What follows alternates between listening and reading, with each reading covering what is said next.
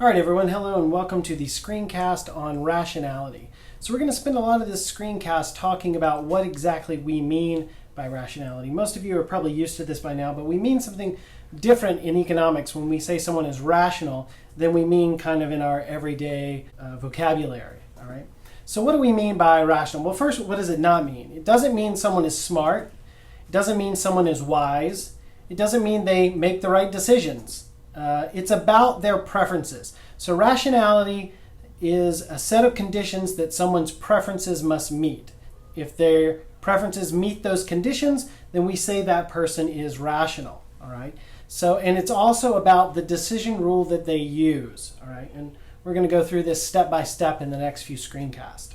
So what are preferences? Well, preferences are what people want. So in this form of social science, we take people's wants, what they want, and we turn them into something called preferences, okay? It's the strength of affinity. It's how much they like something, all right? And we're going to take people's preferences as given, and we're going to say that they're fairly fixed in the short run. So people in our models aren't going to usually just change their mind about what they want really quickly. They're not going to prefer Coke over Pepsi today and then Pepsi over Coke tomorrow. They're going to have relatively stable preferences, all right? And we're also going to say that we're going to model people as being self-interested, all right? What does self-interest mean? Well, for us, it means that they choose actions that are consistent with their preferences, all right? So if someone likes Coke more than Pepsi, then we wouldn't think it would be rational if they walked up to a machine and the price of the two were the same and they bought Pepsi. That action would be inconsistent with their preferences, all right? One thing it doesn't mean, self-interest does not mean selfishness, all right? People can have altruistic preferences. Other people's well-being can be a part of their utility function. We'll get to that later. Those of you who remember that from intermediate know what I'm talking about. But basically, if I care about my family, that can be in my preferences. We don't have to exclude that kind of preference. So we're going to model people as having instrumental actions. What do we mean by instrumental actions? Well, you can't always get what you want. Well, at least you can't always get it directly, okay? You can't just pick the outcome that you want a lot of times. You want an A in this class? Well, you can't just write down A on a piece of paper and hand it to me and expect to get an A, right? There's a lot of other things. You have to do a lot of other actions in order to try to get an A. And so if you try sometimes, you might just find that you will then get what you need. You choose actions that increase the likelihood of getting the outcome that you want. This is called instrumentalism, okay? That you're choosing actions that are consistent with your preferences in order to try to get what you want. So the action is the instrument that helps you try to get the best thing possible. All right, but there's even more complications than that because we live in a world of uncertainty. All right, it's not always clear that a given action will lead to a particular desired outcome. All right. So there are a lot of other things that could make it where the action that you make doesn't get you what you want. Other people are in the society, right? Their actions may push back on your actions. You may both be competing for the same type of outcome. Nature is out there. There's always just random chance out there that can prevent you from that can prevent the action that you pick from giving you the outcome that you want, all right? So we need a way of thinking about how effective an instrument is in getting you the thing that you want, all right? And what we're going to call this idea is your beliefs, all right? And your belief is how effective that you think an action will be in helping you to satisfy your preferences, all right?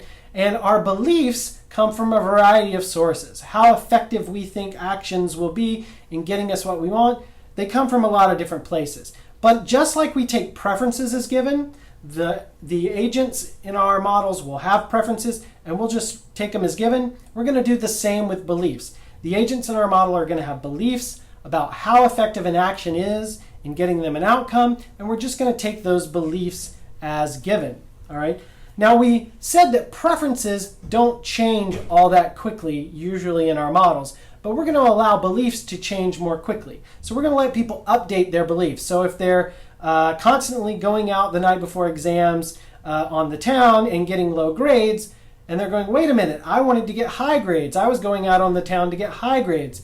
We'll let them update their beliefs about those actions, and then they might choose then to study the night before the exam rather than going out. All right? Another approach that we're going to take that most of you will be very used to is the idea of methodological individualism. All right? The individual is going to be our unit of analysis. All right? We're going to be talking a lot about groups, but groups are not our unit of analysis. Groups don't do things on their own. Individuals within groups do things. All right? Any explanation about what a group does or what a group doesn't do must explain how the actions of individuals in the group lead to that outcome. All right? So if you see a group of people, say, striking for higher wages or something like that, you have to explain how those individuals chose to go out on strike. You can't just say the group did that. All right? We generally don't think about collectives taking action. We think of individuals taking action. All right. So let me go through a story that I hope will kind of cement the differences here between preferences and beliefs, because those are kind of the two new concepts that we're bringing in this chapter. So we're going to talk about a guy named William Weld in 1993. All right. William Weld was a successful first-term Republican of Massachusetts. Massachusetts is one of those states that historically has always had Democrats in the state house all the way down, and from time to time, in fact, often elects Republican governors. All right, so William Weld was the Republican governor of Massachusetts in 1993, and he knew he would easily win re-election. All right, so but he also was thinking about being a presidential or vice presidential candidate in 1996. So what he was thinking of doing is that in order to get himself onto the national stage and into the national media, he could challenge Ted Kennedy for a Senate seat. This is not quite as crazy as it sounds, because Ted Kennedy at the time had been through some controversy, and so most political pundits in Massachusetts, and we think William Weld himself, thought it would be a toss-up race if he ran against Ted Kennedy. So let's take this scenario and let's try to break it down into preferences and beliefs. So let's look at some of the different scenarios in terms of what could have happened. So Weld could run for re-election as governor, and he would most likely win that election. Or he could run against Kennedy. Whoops, got a little typo here. There we go. He could run against Kennedy, and if he wins, then that's nice for any future presidential run, because it puts him on the national stage, okay? Or he might lose. And if he loses, well, that's not good for a future presidential run, and it might put him out of politics altogether, all right? So let's take this scenario and let's break it down into our different parts, okay? So what are the different actions that Governor Weld could take? Well, he could run for governor, or he could run for Senate, all right? And what are the possible outcomes he could see based upon what he chooses? Well, the outcomes are he could have a term as a senator and then a likely presidential run. And we're going to notate that with an S, all right? He could have a second term as governor, and we'll notate that as G. Or he could be out of the political game for a while. So those are the three different outcomes. So we had two actions, run for governor, RG, run for Senate, RS, and we had three outcomes. Become a senator and maybe run for president, have another term as governor, or possibly be out of the political game. All right. So now let's take a look at what William Weld's preferences might have been. So most people thought that William Weld preferred this order of those outcomes. He wanted to be a senator most of all. Then second to that, he wanted to have a second term as governor. And then the worst outcome for him was to be out of the political game altogether. All right. So those were his preferences. He wanted to be senator, then he wanted to be governor, and lastly, the worst thing would be to be out of the political game. All right.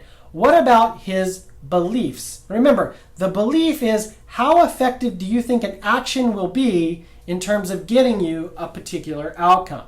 All right. So William Weld thought if he chose to run as governor, it was almost 100% chance that he would win and he would get the outcome G. He would be governor again.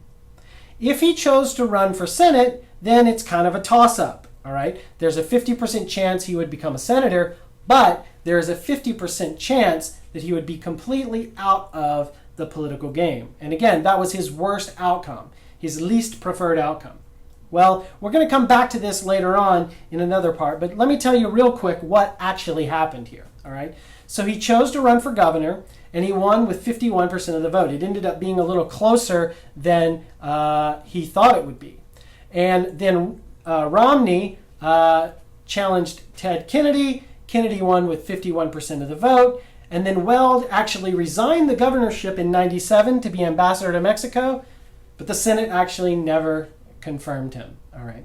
We're going to come back to this story. We're going to put it into our more mathematical approach in one of the future screencasts. All right.